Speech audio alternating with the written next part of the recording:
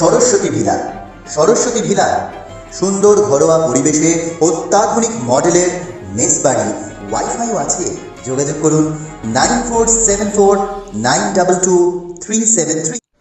গোটা ভারতবর্ষে একনায়কতন্ত্র রাজত্ব চলছে। এখানে ক্ষমতাসীন বিজেপি গোটা ভারতবর্ষে কোনো রাজনৈতিক দলকে লড়াইয়ের আগে তাদের মেরুদণ্ড ভাঙার জন্য তার দুই স্তম্ভ ইডি এবং সিবিআইকে ব্যবহার করছে। বিভিন্নভাবে দেখা যাচ্ছে তাদের ব্যাংক অ্যাকাউন্ট ক্লোজ করা হচ্ছে, বিরোধীদের স্থাবর অস্থাবর টাকা পয়সা যা আছে তা ইডি নিজের হেফাজতে নিচ্ছে। তার ফলে কি হচ্ছে, সামনে 2024 ভারতবর্ষের লোকসভার নির্বাচন। একটা নির্বাচন করতে গেলে টাকা পয়সা দরকার, সেটা সবাই জানে। অর্থনৈতিকভাবে বিরোধী রাজনৈতিক দলগুলো যাতে অর্থনৈতিক সংকটে পড়ে, তাই তাদের মেরুদণ্ড ভাঙার একটা সুকৌশল পন্থা নিয়েছে বর্তমান বিজেপি সরকার।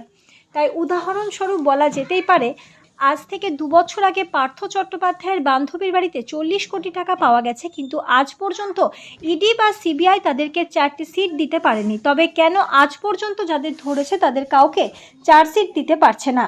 এটা বাংলার মানুষ বা ভারতবর্ষের মানুষের কথা। তাই ইডি সিবিআইকে কেন্দ্র করে বিজেপি এক নোংরা রাজনীতির খেলা খেলছে। কদিন আগে দেখা গেল কংগ্রেসের সাংসদ অমিত শাহের বাড়িতে কোটি কোটি টাকা পাওয়া গেছে, কিন্তু মানুষের কথা হলো, তাহলে কি বিজেপি সরকার সুকৌশলে বিরোধীদেরকে হাতে না মেরে ভাতে মারছে, তাদের মেরুদণ্ড ভেঙে দিচ্ছে যাতে তারা পয়সার অভাবে ভোটে না দাঁড়াতে পারে?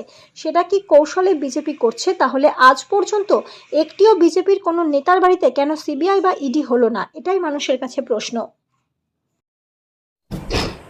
ব্যানার্জির বান্ধবীর বাড়ি থেকে 40 কোটি পাওয়া গেছে।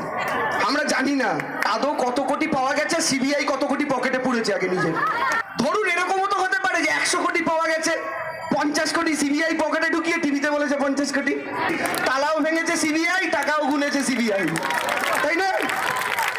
এই টাকাগুলো কোথায় যাবে? বিজেপির পার্টি ফান্ডে। আর ওইটা দিয়ে পোস্টার লাগবে, আপকি বার মোদি সরকার।